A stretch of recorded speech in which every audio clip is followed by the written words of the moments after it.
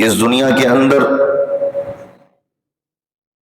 جب بھی کوئی مذہب آیا، چاہے وہ یہودی مذہب ہو، چاہے وہ عیسائی مذہب ہو، چاہے وہ اسلام، دین اسلام ہی کیوں نہ ہو، ہر مذہب کی کس طریقے سے اس وقت کے اندر ترویج کرنی تھی، اس کی حفاظت کرنی تھی، اور اس کو کیسے عروج پر لانا تھا، اس کو کیسے پھیلانا تھا، رب ذوالجلال نے ہر زمانے کے اندر ان لوگوں کو پیدا فرمایا۔ یہودیوں کا زمانہ تھا تو اللہ تعالیٰ نے بے شمار انبیاء کرام کو بھیجا، اور ان کے ذریعے اللہ تعالیٰ نے یہودیت کے اس اسلامی مذہب کو، آسمانی مذہب کو پھیلایا۔ اس کے بعد عیسائیوں کی باری آئی تو عیسیٰ علیہ السلام جب اس دنیا سے بلند ہو کر آسمانوں کی طرف چلے گئے، اس کے بعد عیسیٰ علیہ السلام کے ماننے والوں کے ذریعے اللہ تعالیٰ نے اس مذہب کو اور اللہ کے اس پیغام کو لوگوں تک پہنچایا۔ پھر اس کے بعد اس امت کی باری آئی تو اللہ تعالیٰ نے امام الانبیاء کے ذریعے ہم تک اپنا پیغام پہنچایا، اور ان کے جانے کے بعد پھر ان کے نقش قدم پر چلنے والے لوگوں کو اللہ تعالیٰ نے دین اسلام کی ترویج کا، اس کے عروج کا، اس کو پھیلانے کا ذریعہ بنایا۔ الغرض کہ اس دنیا کے اندر اللہ تعالیٰ جب کسی چیز کا ارادہ فرماتا ہے تو وہ ہو کر رہتی ہے۔ اللہ فرماتا ہے ہم جب بھی کسی چیز کو بنانا چاہتے ہیں یا کسی چیز کی طرف ارادہ کرتے ہیں تو ہم کن کہتے ہیں، تو کن کہنے ہی سے وہ چیز وجود میں آ جاتی ہے۔ کن کا مطلب ہوتا ہے ہو جا۔ تو اللہ فرماتا ہے ہمیں کسی میٹیریل کی ضرورت نہیں پڑتی، ہمیں کوئی محنت مشقت نہیں کرنی پڑتی۔ اللہ فرماتا ہے میں صرف چیز سے کہتا ہوں کن ہو جائے تو وہ ہو جایا کرتی ہے۔ اب پوری تاریخ کے اندر ہم دیکھتے ہیں کہ جب بھی رب ذوالجلال نے اپنا کام لینا چاہا، اپنے دین کا کام لینا چاہا، اپنے مذہب کا، اپنے اسلام کا، اپنا پیغام لوگوں تک پہنچانا چاہا، تو اللہ تعالیٰ نے کسی نہ کسی انسان کو چن لیا۔ اللہ اس چیز کا محتاج نہیں ہے کہ مسلمان اس کے دین کو پھیلائیں گے تب ہی دین پھیلے گا۔ اللہ اس چیز کا محتاج نہیں ہے، دین اسلام اس چیز کا محتاج نہیں ہے کہ کوئی مسلمان آئے گا تب جا کر وہ نماز پڑھے گا، تب ہی نماز کی ترویج ہوگی، تبھی پتہ چلے گا کہ نماز کا طریقہ کیا ہے۔ اللہ تعالیٰ اس چیز کا محتاج نہیں۔ ہمیں آقا کریم علیہ الصلوۃ والسلام کی ولادت مبارکہ سے پہلے کا ایک واقعہ، کعبۃ اللہ کا واقعہ یاد آتا ہے، جس کو عام الفیل، ہاتھیوں والے سال سے بھی منسوب کیا جاتا ہے۔ اس سال کے اندر کیا ہوا کہ ابرہہ جو ایک بہت بڑا بادشاہ تھا، وہ کعبۃ اللہ کو منہدم کرنے کے لیے، اس کو شہید کرنے کی نیت سے، اس ارادے سے کعبہ کی طرف آیا اور ہاتھیوں کا بہت بڑا لشکر لے کر آیا۔ مشہور و معروف واقعہ ہے۔ تو اس وقت کعبۃ اللہ کے اندر اور اس کے ارد گرد جو قوم آباد تھی وہ یقینی طور پر قریش کا قبیلہ آباد تھا۔ لیکن اس وقت ہوا کیا، جب اتنا بڑا لشکر دیکھا، اتنا بڑا اس نے ہاتھیوں کا وہ لشکر دیکھا، تو اس وقت کے جو وہ لوگ تھے ان کو پتہ چل گیا کہ ہم کیا کر سکتے ہیں، اس کا مقابلہ تو نہیں کر سکتے۔ حضور علیہ الصلوۃ والسلام کے جو دادا ہیں ان کی طرح یہ بات منسوب ہے کہ وہ ابرہہ کے پاس گئے اور جا کر کہا کہ میرے جو اونٹ تم نے قبضہ کر لیے ہیں ان کو روک لیا ہے، لہذا وہ اونٹ مجھے واپس کر دو۔ تو اس نے کہا میں تو بڑا حیرت میں ہو گیا ہوں، حیرت زدہ ہو گیا ہوں آپ کی یہ بات سن کر، اس لیے کہ مجھے تو یہ لگا تھا کہ آپ آئیں گے اور آ کر کیا کریں گے، کعبۃ اللہ کی حفاظت کی بات کریں گے۔ آپ کہیں گے کہ کعبۃ اللہ جو ہے اس کی حفاظت کی جائے اور اس پر حملہ کرنے سے روک دیا جائے، اور ہمارے جو اللہ رب العزت کا ہم نے کعبۃ اللہ بنایا ہے اس کی طرف ارادہ نہ کیا جائے۔ میں کہا میں تو یہ سوچ کر بیٹھا ہوا تھا، لیکن آپ نے تو آ کر اپنے اونٹوں کی بات کی کہ میرے اونٹ جو ہے اس کو چھوڑ دیا جائے۔ تو آقا کریم علیہ الصلوۃ والسلام کے دادا نے یہ بات ارشاد فرمائی، فرمایا میں جو تمہارے پاس چیز لینے کے لیے آیا ہوں وہ میری ملکیت ہے، وہ جو اونٹ تم نے میرے قبضہ کر لیے ہیں، چھین لیے ہیں، کہا کہ وہ میری ملکیت ہے تو میں اپنی ملکیت کی حفاظت کے لیے آ رہا ہوں۔ تو فرمایا رہی بات کعبۃ اللہ کی، اس کا میں مالک نہیں ہوں، جو اس کعبۃ اللہ کا مالک ہے وہ خالق کائنات خود اس کعبۃ اللہ کی حفاظت فرما لے گا۔ تو آپ اندازہ فرمائیں، پھر قرآن گواہ ہے، قرآن شاہد ہے کہ کیسے اس کی حفاظت کی گئی۔ ابابیلوں کو بھیجا گیا، پرندوں کو بھیجا گیا، وہ پرندے جن کا سائز بھی بہت چھوٹا ہے، وہ پرندے جن کی طاقت اس لشکر کے مقابلے میں بہت کم ہے، لیکن سورہ فیل کے اندر اللہ تعالیٰ نے یہ بات ارشاد فرمائی کہ جب ابرہا ہاتھیوں کا بہت بڑا لشکر لے کر کعبۃ اللہ کے شہید کرنے کے ارادے سے جب آیا تو اللہ فرماتا ہے اتنے بڑے لشکر، اتنے طاقتور، اتنے پاورفل لشکر کے مقابلے میں ہم نے چھوٹے پرندوں ابابیلوں کو بھیجا، اور نتیجہ کیا نکلا؟ ان پرندوں نے اتنے بڑے لشکر کو تباہ و برباد کر دیا۔ تو معلوم یہ ہوا کہ جب اللہ تعالیٰ نے کام لینا ہوتا ہے دین کا، جب رب ذوالجلال نے اسلام کی ترویج اور اس کے پھیلانے کا کام لینا ہوتا ہے تو اللہ تعالیٰ چاہے تو انسانوں کا محتاج نہیں ہوتا، وہ چاہے تو کعبۃ اللہ کی حفاظت ابابیلوں کے ذریعے بھی کر لیتا ہے۔ تو اب رسول اللہ علیہ السلام کے بعد قیامت تک جب اسلام کے پھیلاوے کی بات ہوگی، جب دین اسلام کی ترویج کی بات ہوگی، یا اسلام کی دین کی حفاظت کی بات ہوگی، احکامات الہیہ کی حفاظت کی بات ہوگی، تو ہمیں کبھی یہ نہیں سوچنا چاہیے کہ ہم مسلمان ہیں تو لہٰذا ہم ہی یا ہمارے ہی ذریعے اللہ تعالیٰ اس کی حفاظت فرمائے گا۔ ایسا نہیں ہوگا، بلکہ اللہ تعالیٰ جس طرح کعبۃ اللہ کی حفاظت کے لیے ابابیل کے ذریعے اس کی حفاظت کر سکتا ہے، تو آج کے دور کے اندر بھی اگر اسلام پر، دین پر، مذہب پر، احکامات الہیہ پر یا کسی بھی ایسی چیز کے اوپر اگر آنچ آتی ہے تو اللہ تعالیٰ ہمارا محتاج نہیں ہے۔ آج بھی وہ چاہے تو کئی ایسے لوگ یا کئی ایسی مخلوقات آج پیدا ہو جائیں گی جو اسلام کی حفاظت کا ذریعہ بن جائیں گے۔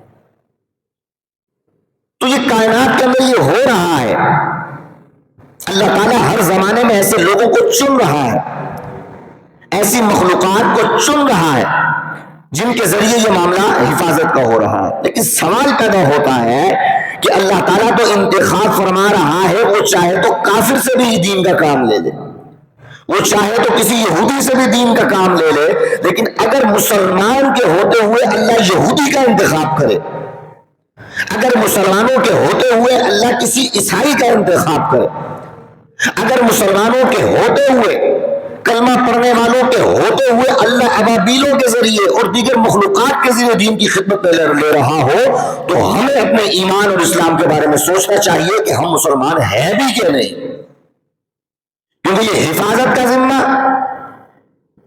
آقا کریم علیہ السلام کی ناموس کا مسئلہ ہو، چاہے وہ قرآن کی ناموس کا مسئلہ ہو یا کسی بھی حکم شرعی، حکم الہی کے ناموس کا مسئلہ ہو یا اس کی حفاظت کا مسئلہ ہو، اور بحیثیت مسلمان ہونے کے ہم اس کی حفاظت نہ کر رہے ہوں اور اپنا کردار ادا نہ کر رہے ہوں، تو میرے دوستوں بزرگوں پھر ہمیں سوچنا چاہیے کہ جو دعویٰ ہم نے زبان سے کلمے کا کیا ہے، اسلام کا کیا ہے، ایمان کا کیا ہے، اور ہم نمازیں پڑھ رہے ہیں، ہم اپنے گمان کے اندر یہ سمجھے بیٹھے ہیں کہ ہم تو جنتی ہیں اس لیے کہ ہمیں ایمان ملا ہوا، میں نمازیں پڑھ رہا ہوں لہٰذا میں تو جنتی ہو گیا، میں زکوٰۃ ادا کر رہا ہوں، صدقہ و خیرات کر رہا ہوں، روزے کا مہینہ آتا ہے، رمضان کا مہینہ آتا ہے، روزے رکھتا ہوں، تو یہ کرنے سے میں اپنے گمان میں یہ سمجھوں کہ میں تو جنتی ہو گیا، میں ہی پکا مسلمان ہوں۔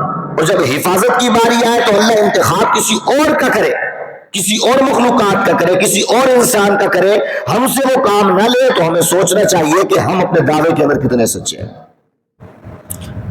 اب شہدائے کربلا، واقعہ کربلا گزرا، آپ نے بخوبی اس کو سماعت فرمایا کہ اس کے اندر اہل بیت کے گھرانے نے اور اسی طرح ان کے ساتھ جو اس وقت افراد موجود تھے، اللہ تعالیٰ نے دین کی حفاظت اور احکامات شرعیہ کی حفاظت اور وہ دین کی، اسلام کی جو حدود تھی جس کو توڑا جا رہا تھا، جس کی پامالی کی جا رہی تھی، اس کی حفاظت کے لیے پورے گھرانے نے اپنی جان کو قربان کیا۔ یہ ہمارے سامنے ساری چیزیں موجود ہیں۔ اب ہم نے اس سے کیا سیکھا؟ اگر ہم بیسیکلی اس قربانی کو دیکھیں کہ امام حسین رضی اللہ تعالیٰ عنہ اور وہ جو شہداء جو وہاں پر شہید ہوئے، وہ کس مقصد کے تحت وہاں پر شہید ہوئے، وہ کون سی ایسی چیز تھی کہ جو ان کو قبول نہ کرنے پر اپنی جان قربان کرنا ان کو زیادہ اچھا لگا، انہوں نے حق دیا، ترجیح دی اس چیز کو کہ ہم جان تو قربان کر سکتے ہیں لیکن اس معاملے کے اندر اپنی رائے یا اپنی حمایت کا اعلان نہیں کر سکتے. وہ کیا چیز تھی؟ شہدائے کربلا، محرم کا مہینہ آیا، ہم نے کیا حق ادا کیا اس کا؟ ہم نے یہ حق ادا کیا کہ ہم نے ان کے نام کی نیاز بنا لی، ہم نے دیگیں بنائی، ہم نے حلیمیں بنائی، ہم نے گھر میں کھانا بنایا، ہم نے شربت بنا لیا، ہم نے محافل کر لی، ان کا ذکر کر لیا.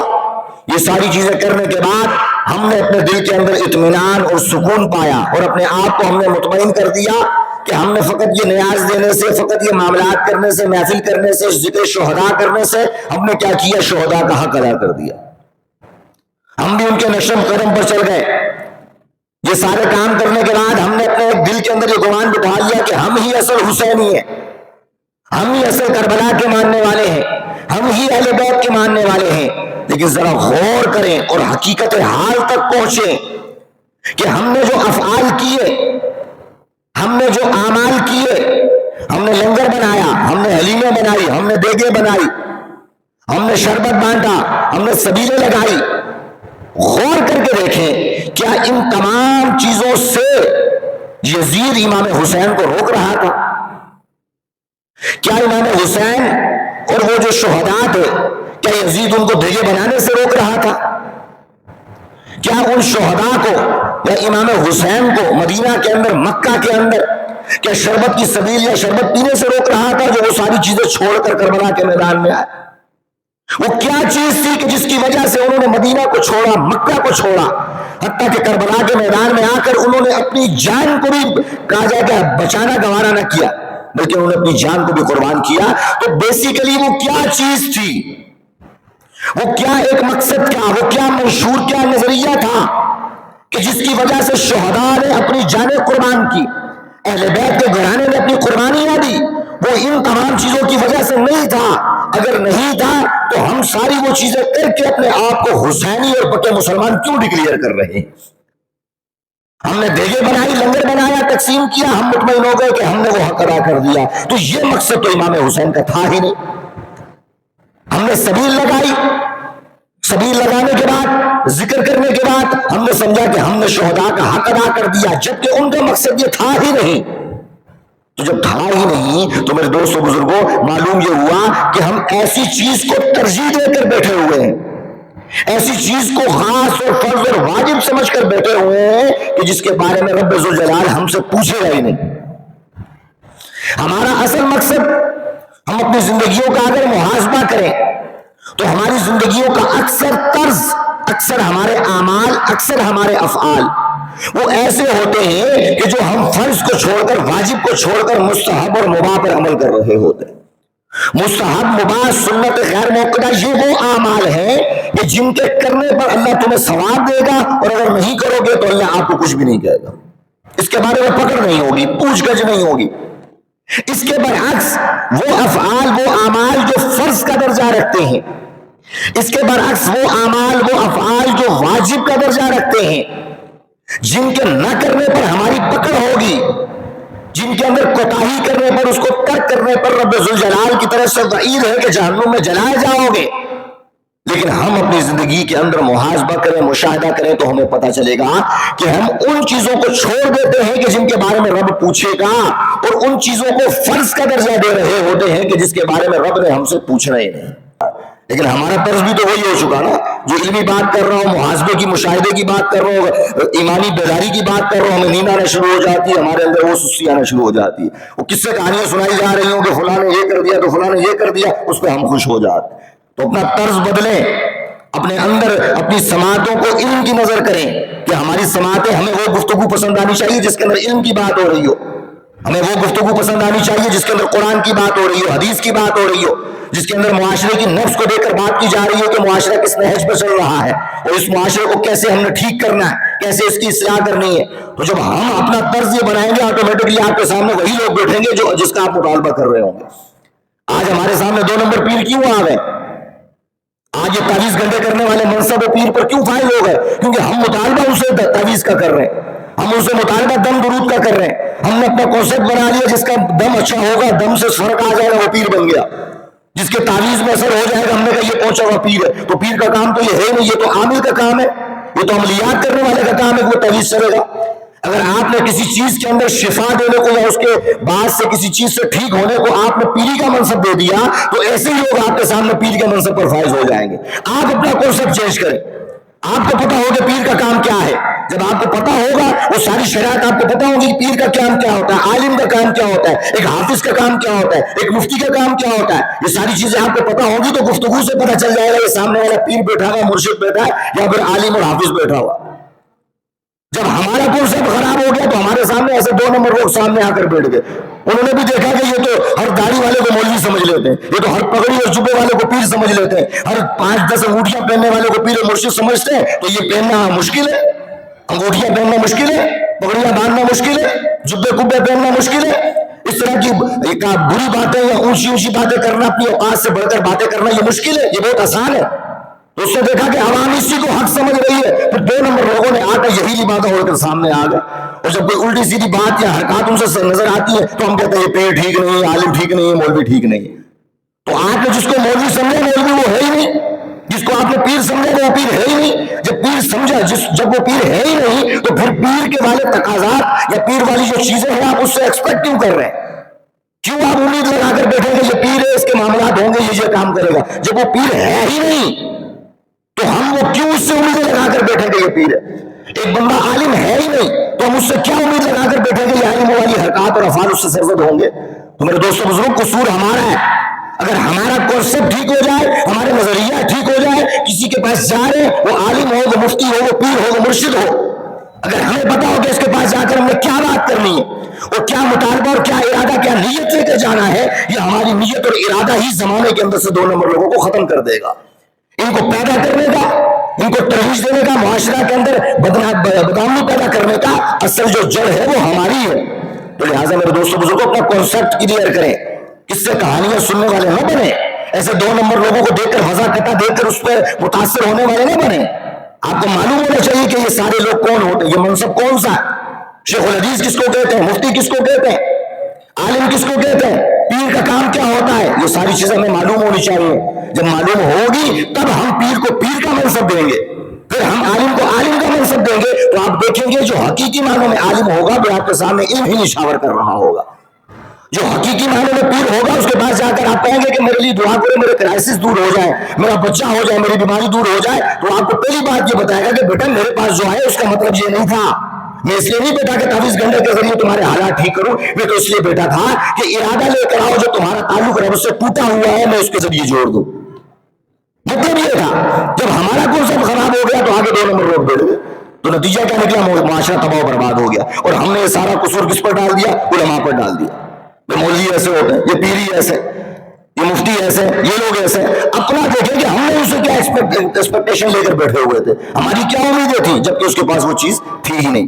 میں نے گزشتہ جمعہ المبارک کے اندر آپ کی خدمت میں عرض کیا کہ حافظ بننے سے بندہ نبی نہیں بن جاتا. اور آپ میں سے کوئی یہ سمجھتا ہے کہ میں اپنے بیٹے کو حافظ بناؤں گا تو وہ کہا جائے کہ وہ نبی بن جائے گا. آپ میں سے کوئی ہے جو کہے کہ میں اپنے بیٹے کو عالم بناؤں گا تو نبی اور رسول بن جائے گا؟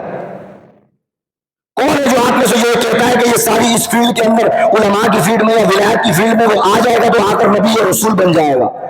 جب ہمیں پتا ہے کہ حافظ بننے سے بندہ رسول نہیں بنتا, جب ہمیں پتا ہے کہ وہ حافظ بننے سے, مفتی بننے سے, عالم بننے سے, ولایت کے مرتبے پر فائز ہونے سے, اس پیری کے منصب پر فائز ہونے سے یہ رسول نہیں بنتا, تو ہم اپنی جہالت سے اس کو رسول کا منصب کیوں دے رہے ہیں؟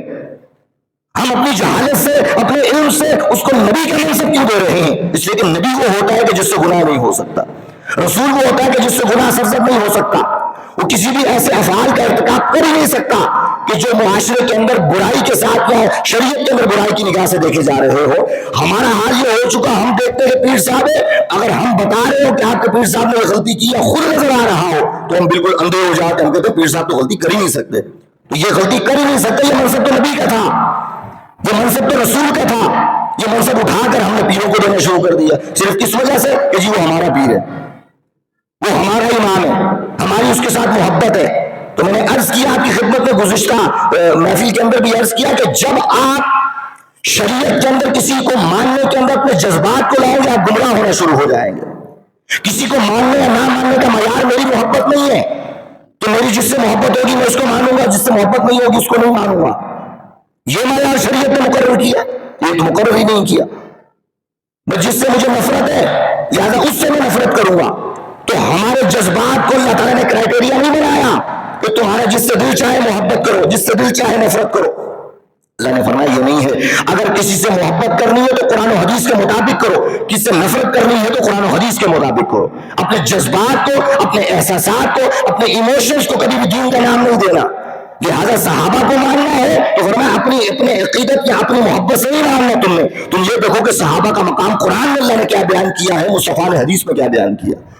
اب تمہارا دل چاہے نہ چاہے اس کی کوئی پرواہ نہیں ہے، اس پہ ڈپینڈ نہیں ہے. بس یہ دیکھو کہ فلاں صحابی کے بارے میں مصطفیٰ نے مقام و مرتبہ بیان فرمایا ہے، میرا دل چاہے نہ چاہے اس حدیث کو دیکھتے ہوئے زبان مصطفیٰ پر میں نے یقین کرتے ہوئے اس صحابی کی عظمت و شان کا ترانہ لاپنا. تو میرے دوستوں بزرگوں، یہ اپنے آپ کی جہالت کی، اسے کہا جائے کہ اس روش سے نکلے، علمی کیٹیگری کے اندر آئے، علمی میدان کے اندر آئے، اس چیز کا فرق کریں کہ قرآن کیا ہوتا ہے، حدیث کیا ہوتی ہے. قرآن پڑھا جا رہا ہے تو اس کو کس طریقے سے میں نے سننا ہے، اس کے سامنے اپنے لفظ بیان کرنے کے نہیں کرنے. حدیث بیان ہو رہی ہے تو اس کے مقابلے میں نے اپنے لفظ بیان کرنے کے نہیں کرنے. ہمارا معاشرہ تک تباہ برباد ہو چکا ہے، اس نہج پر آ چکا ہے. ہم قرآن سنا رہے ہوتے ہیں، عمومی طور پر لوگ اس کے سامنے اپنی رائے پیش کر رہے ہوتے ہیں. بے شمار مرتبہ آپ کی خدمت میں نے حدیث عرض کی کہ رسول اللہ علیہ السلام نے کیا فرمایا. فرمایا مسجد کو آپ 3 چیزوں سے بچاؤ. بے شمار مرتبہ، بارہا مرتبہ کی آپ کی خدمت میں حدیث عرض کی کہ آپ کے نبی نے فرمایا اپنی مسجدوں کو 3 چیزوں سے بچاؤ. فرمایا اس کے اندر تم نے بلند آواز نہیں کرنی ہے. لڑائی جھگڑا ہو تو تمہاری بلند آوازیں ہو رہی ہوتی. فرمایا اس کو بلند آوازوں سے بچاؤ. دنیاوی گفتگو سے بچاؤ. یہاں پر بیٹھ کر تم نے دنیاوی گفتگو نہیں کرنی ہے. رسول اللہ نے فرمایا مسجد کے اندر بیٹھ کر جو بندہ دنیاوی گفتگو کرتا ہے، فرمایا اس کا یہ گفتگو کرنا اس کے نیکیوں کو ایسے کھا جاتا ہے جیسے آگ لکڑی کو کھا جایا کرتی ہے. لکڑی کو آگ لگے تو کتنی جلدی ختم ہو جاتی ہے. فرمایا تم سمجھے بیٹھے ہو کہ شاید مسجد میں بیٹھ کر جو بھی کریں گے تو ٹھیک ہوگا. رسول اللہ نے فرمایا یہاں بیٹھ کر اگر دنیاوی باتیں کرو گے، معاشرے کی باتیں، دنیا کی باتیں یہاں پر بیٹھ کر گیدرنگ لگا کر کرو گے، رسول اللہ نے فرمایا تمہارے اعمال بالکل ختم ہو جائیں گے. جو نماز پڑھی اس کا فائدہ ہی نہیں ہے تمہیں. ایک دوسرا فرمایا اپنی مسجدوں کو بچاؤ کہ یہاں پر پاگل لوگ نہ آئیں جن کا ذہنی توازن ٹھیک نہیں ہوتا. رسول اللہ نے فرمایا بچاؤ اپنی مسجدوں کو، وہ آ کر اس کی توہین نہ کریں. ذہنی توازن ٹھیک نہیں ہے، وہ کیا اس کے تقدس کو سمجھے گا، کیا اس کے احترام کو سمجھے گا؟ وہ نہیں سمجھے گا. یہ مسجد اللہ کے گھر جتنے بھی دنیا کے اندر ہیں، فرمایا وہ عزت کے حامل ہے، ان کے کچھ لوازمات ہیں. اس لیے فرمایا ایسے لوگوں کو کہ جو اس کے تقدس کو نہ سمجھتے ہو مسجد سے بچاؤ. تیسرا فرمایا ایسے چھوٹے نہ سمجھ بچے کہ جو مسجد کا احترام نہ سمجھتے ہو، مسجد کے تقدس کو نہ سمجھتے ہو، رسول اللہ نے فرمایا کہ ایسے بچوں کو مسجد میں لانے سے بچو. اب بارہا ہم نے یہ بات آپ کی خدمت میں عرض کی، آپ کو آپ کے نبی کا فرمان سنا ہے کہ آپ کا نبی آپ سے یہ فرما رہا ہے. اور ہمارے لوگ کیا کرتے ہوئے نظر آ رہے ہوتے کہ جی بچے مسجد میں نہیں آئیں گے تو کہاں سے سیکھیں گے، بچے آگے مسجد میں نہیں آئیں گے تو پھر کہاں سے سیکھیں گے. آپ کو اپنے بچے کا اس امت کا خیال نبی سے بڑھ کر ہے، رسول اللہ سے بڑھ کر آپ اپنا مقام دیکھ رہے ہیں. آپ اس امت کے زیادہ خیر ہوا ہے رسول اللہ سے. آپ سمجھتے ہیں کہ رسول اللہ نے جو بات کہی وہ ٹھیک نہیں کی، میں جو کہہ رہا ہوں وہ ٹھیک ہے. وہ یہی تو بات ہے نا. تو نتیجہ کیا نکلتا ہے؟ ہمیں بچے گھومتے ہوئے نظر آ رہے ہوتے ہیں. جو پاگل زمانے کا ہمیں مسجد میں نظر آ رہا ہے، اور جب اس کو منع کیا جا رہا ہو، اسی کے نبی کی حدیث سنائی جا رہی ہو، تو آگے اپنی رائے پیش کر رہا ہوتا ہے کہ نہیں جی یہ تو مسجد میں نہیں آئیں گے تو کہاں سے سیکھیں گے. یہ باہر گلی میں گھوم رہے ہوتے ہیں. تو پہلا کام تھا آپ گھر میں اس کو نماز سکھاتے. گھر میں تو ہم نماز سکھا نہیں رہے کیونکہ ہم خود نہیں پڑھ رہے. تو جو اصل درس گاہ ہے وہ گھر ہے. رسول اللہ نے فرمایا پہلے گھر میں اس کو نماز سکھاؤ، اس کو بتاؤ کہ یہ جو طرز کر رہا ہوں میں، نماز کر رہا ہوں، نماز کا عملی جو اقدام کر رہا ہوں، اس کا مقام و مرتبہ کیا ہے. جب اس طرح کوئی شخص کر رہا ہو تو ہم نے اس کی طرف کیسے دیکھنا ہے، ہم نے اس کی عزت کو کیسے کرنی ہے. اس کے بعد مسجد کا اس کو ادب بتاؤ. جب اس کے میں بالکل یہ ساری چیزیں آ جائیں پھر ہاتھ پکڑ کر تم اس کو مسجد میں لاؤ اور ساتھ میں کھڑا کر کے نماز پڑھاؤ. اب ہمارا نتیجہ کیا نکلتا ہے؟ ساری زندگی والد مسجد میں نہیں آ رہا، ساری زندگی سرپرست مسجد میں نہیں آ رہے، اور بچوں کو بھیج کر وہ سمجھ لیں جی ہم نے حق ادا کر دیا. ایسا کیسا حق ادا کر دیا؟ ابھی میں آپ کی خدمت میں عرض کر رہا تھا کہ حسینی شہدائے کربلا کی حقیقت کیا تھی. کیا یزید ان کو دیگے بنانے سے روک رہا تھا؟ کیا یزید ان کو حلیم بنانے سے روک رہا تھا؟ کہ یزید ان کو سبیلے بنانے سے روک رہا تھا؟ یزید کر کیا رہا تھا؟ یہ ساری چیزیں تو وہاں پر چل رہی تھی. معلوم جو ہوا، خدا کی عزت کی قسم آپ پڑھ کے دیکھیں، آپ نے سنا بھی ہوگا بیانات کے اندر میں نے بیان کیا کہ 3 محرم سے لے کر 10 محرم تک جب ان پر اس طرح مشقت اور مذاکرات کا سلسلہ ہوا، اس وقت کے لوگ، ان کی خواتین بتاتی ہیں کہ ہم نے نہیں دیکھا کہ ایک وقت بھی نماز کا وقت ہوا ہو امام حسین نے نماز کو چھوڑ دیا گیا ہو۔ وہاں پر یزیدی لشکر کے ساتھ مناظرے چل رہے ہیں، مذاکرات چل رہے ہیں، لیکن جیسی نماز کا وقت ہوتا وہ گفتگو کو سمیٹتے، ختم کرتے، میٹنگ کو ختم کرتے اور کہتے نماز ادا ہوگی، بعد میں بات ہوگی۔ ہم نے اس کا کیا حق ادا کیا؟ وہاں پر یزیدی لشکر کے اندر بھی نماز ہو رہی ہے، یہاں پر حسینی لشکر کے اندر بھی نماز ہو رہی ہے، دونوں طرف نماز ہو رہی ہے۔ میں یہ کہتا ہوں کہ اگر آپ ان ایام کے اندر آپ نے سبیلیں لگائی، بہت اچھا کیا، محبت کی علامت ہے۔ آپ نے لنگر بنایا، آپ نے حلیمیں بنائی ساری رات، آپ نے بہت اچھا کام کیا، اللہ اس کی جزا دے گا آپ کو، یہ سارے ثواب کے لیے کام کیا۔ لیکن مجھے یہ بتائیں، ساری رات اگر آپ نے حلیم بنائی ہے، جو مستحب عمل تھا، جو مباح عمل تھا، جو نہ کرتے رب آپ سے نہیں پوچھتا، لیکن ساری رات اس کام میں ملوث ہونے کے بعد آپ نے صبح فجر کی نماز ادا کی؟ اگر نہیں کی تو کہاں گئی آپ کی دیگیں بنانے؟ کیا ان دیگوں کے لیے امام حسین نے قربانیاں دی؟ انہوں نے اس نماز کے لیے قربانی دی جس کو آپ نے ساری رات جاگنے کے بعد چھوڑ دیا۔ تو مجھے بتائیں کل قیامت میں جب امام حسین کے سامنے کھڑے ہوں گے، کس منہ سے کہیں گے کہ ہم نے آپ کا حق ادا کیا؟ ہم تو اپنے اندر وہ گمان کر کے بیٹھے نا، ہم تو اپنے اندر وہ اطمینان کر کے بیٹھے کہ ہم نے سارے کام کر کے ہم نے حسینی ہونے کا کردار ادا کر دیا، لیکن جس کام کے لیے، جس عبادت اور جس سجدے کے لیے انہوں نے گردن قربان کی، ہماری گردن وہاں نہیں جھک رہی، ہم اس پر عمل کرنے کے لیے تیار نہیں ہیں۔ میں کہتا ہوں وہ لوگ کہ جو ان مستحبات کے اندر، مباح کے اندر پھنس کر ان فرائض و واجبات کو چھوڑ رہے ہیں، میں کہتا ہوں اس کربلا کے میدان کے اندر دو لشکر تھے، ایک حسینی لشکر تھا، ایک یزیدی لشکر تھا۔ خدا کی عزت کی قسم یزیدی لشکر جتنا بھی تھا، لیکن جب نماز کا وقت ہوتا تھا وہ بھی کھڑے ہو کے نماز پڑھ رہے ہوتے تھے۔ آج ہم دعوے دار ہیں لیکن کام ہمارے یزیدی والے بھی نہیں۔ کم از کم وہ یزید، میں کہتا ہوں ایسے لوگوں سے بہت اچھا تھا، یا اس کا لشکر اس وقت بہت اچھا تھا کہ جو سامنے آیا کم از کم وہ نماز تو پڑھ رہا تھا، وہ منافقت تو نہیں کر رہا تھا۔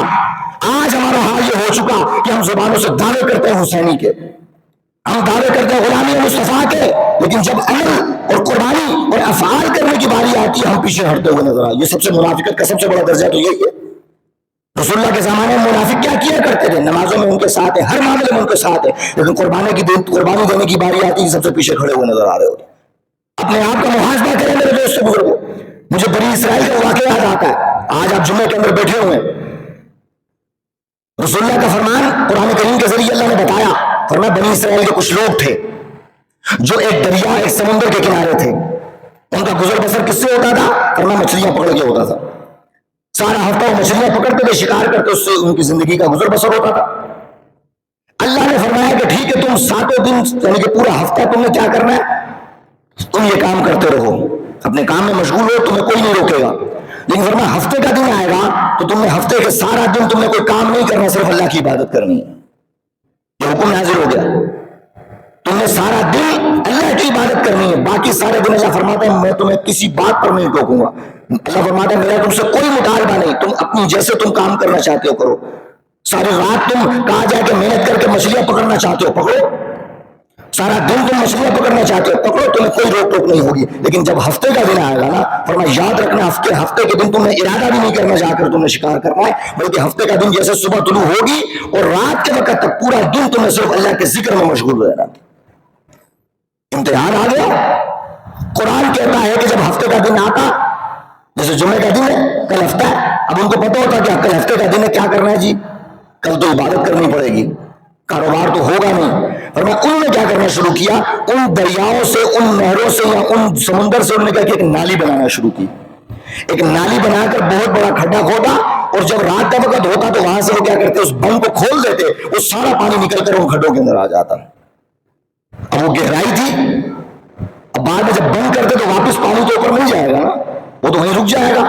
تو یہ انہوں نے ہیلا تلاش کیا کہ ہفتے کے دن چلو ہم عبادت تو نہیں کریں گے لیکن یہ کام کر لیں گے تاکہ اتوار کے دن آئیں گے اس کھڈے کے اندر ہمیں اپنا مال نظر آ جائے گا۔ ہیلا تلاش کیا انہوں نے، اور بظاہر ٹھیک تھا کہ کام تو نہیں کر رہے نا ہفتے کے دن، وہ تو عبادت ہی کر رہے ہیں، انہوں نے یہ ہیلا تلاش کیا ہے جمعے کے دن۔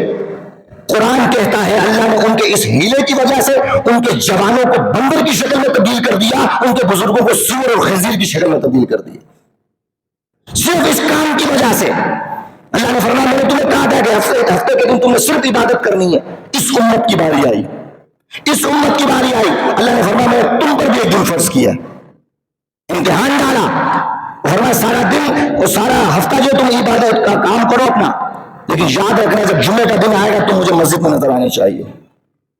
اب سوال پیدا ہوا، پروردگار اگر سارا دن ہی ہم عبادت کریں گے تو ہماری تو عمر ہی بہت کم ہے، ایوریج دیکھی جائے 100 سال تک کوئی مشکل سے پہنچتا ہے، ان کی عمریں تو 200 سال 1000 سال کی عمریں ہوتی تھی، تو ان کی تو زندگیاں زیادہ تھی، لہٰذا کمانے کے اندر ان کو ٹائم بھی زیادہ مل جاتا تھا، تو ہماری تو زندگی 60-70 سال ہوتی ہے، اگر ہم سارا دن عبادت میں لگا دیں گے تو یہ دن ہم سے موقوف ہو جائے گا، ختم ہو جائے گا۔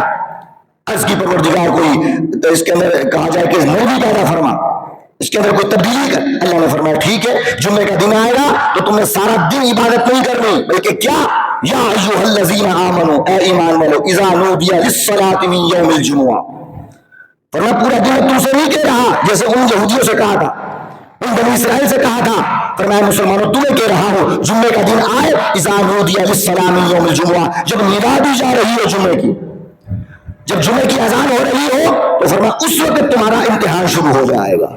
اذا نودی للصلاۃ من یوم الجمعہ، جیسے تم سنو کہ جمعے کی اذان ہو رہی ہے، فاسعوا الی ذکر اللہ، دوڑ کر اللہ کی بارگاہ میں آ جاؤ، دوڑ کر آ جاؤ، یا اللہ میری تو دکان ہے، یا اللہ میں تو ریڈی لگاتا ہوں، میں تو فلاں کاروبار کرتا ہوں، تو اذان کی آواز سن کے میں ڈائریکٹ مسجد میں کیسے آ جاؤں، میں نے تو کاروبار کرنا ہے۔ اللہ نے فرمایا فاسعوا الی ذکر اللہ وذروا البیع، فرمایا چھوڑ دو اس وقت سارے کاروبار۔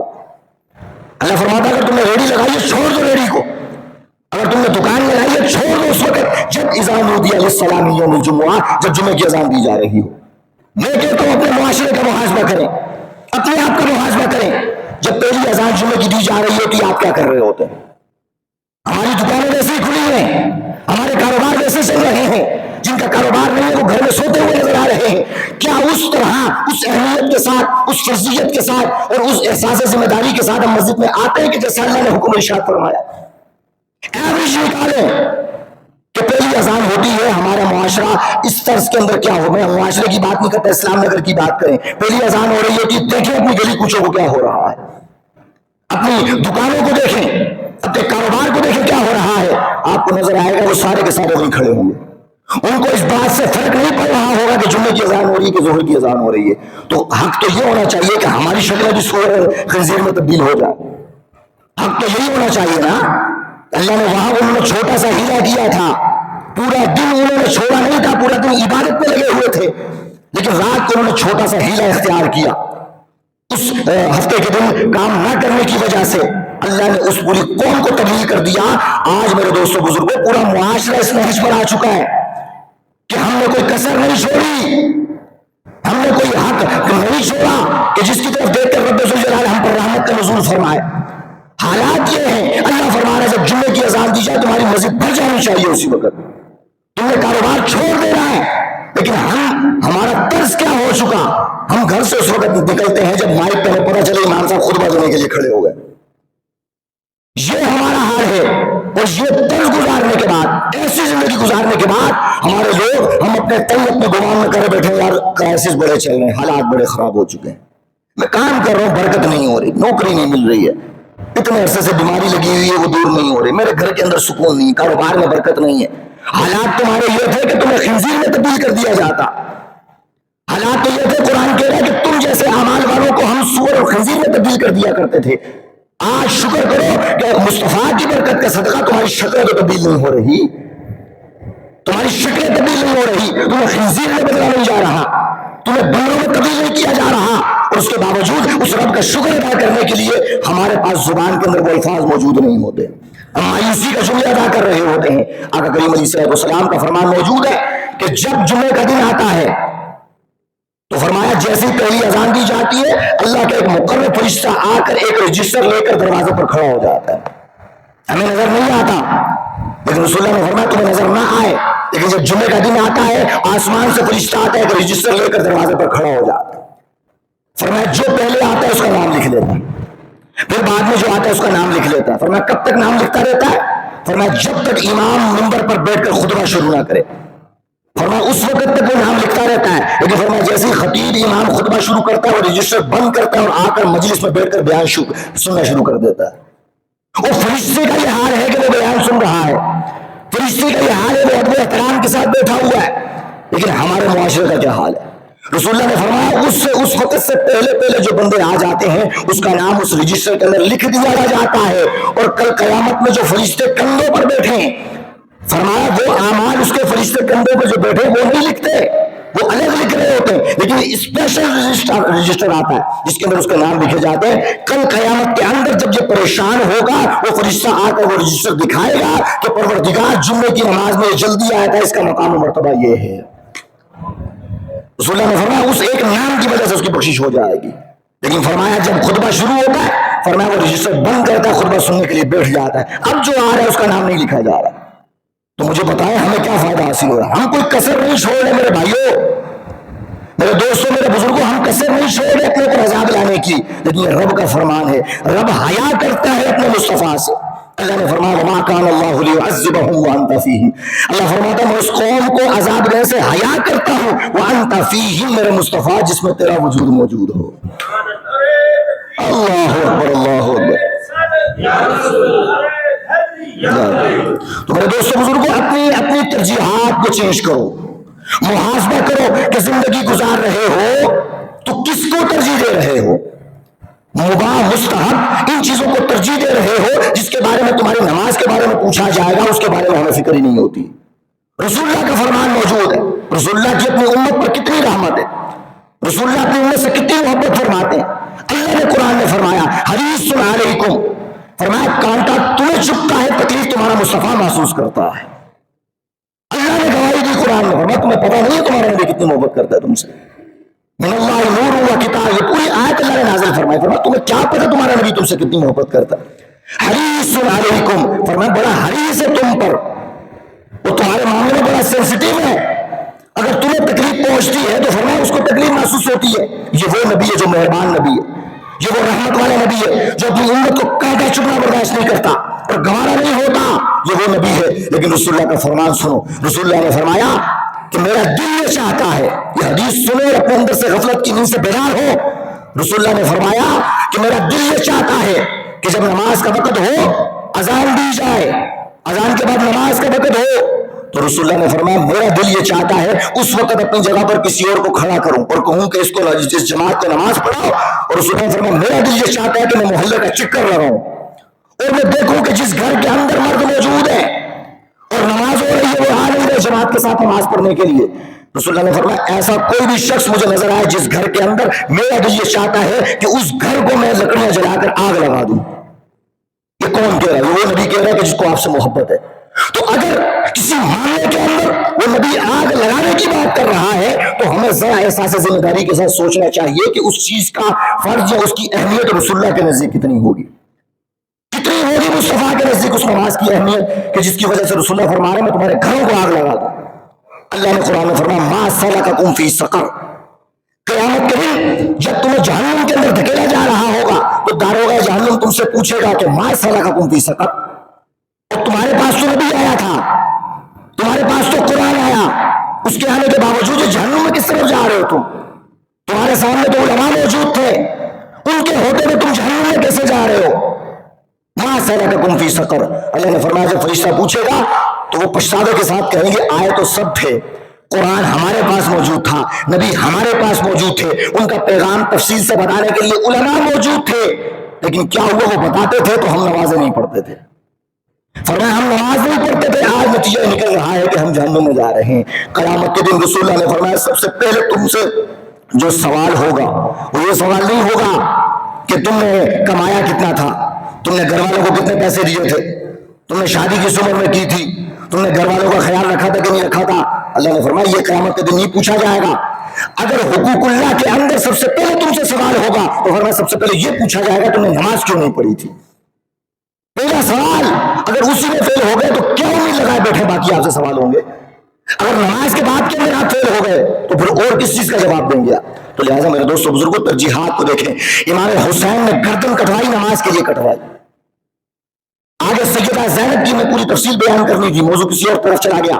سیدہ زینب رضی اللہ تعالی عنہا جو امام حسین کی بڑی بہن ہے، امام زین العابدین فرماتے ہیں کہ میں نے کربلا کے پورے لشکر کے اندر دیکھا، ابن زیاد کے دربار کے اندر دیکھا، میں نے پھر شام کے اندر یزید کے دربار میں دیکھا، مدینہ کے اندر اپنی اس پھوپھی کا طرز عمل دیکھا، انہوں نے کہا خدا کی عزت کی قسم اتنے لاشیں کٹے ہوئے ان کے سامنے تھے، لیکن میں نے اپنی پھوپھی کو کبھی نہیں دیکھا کہ نماز کا وقت ہو رہا ہو اور نماز چھوڑ کر وہ بیٹھی ہوں۔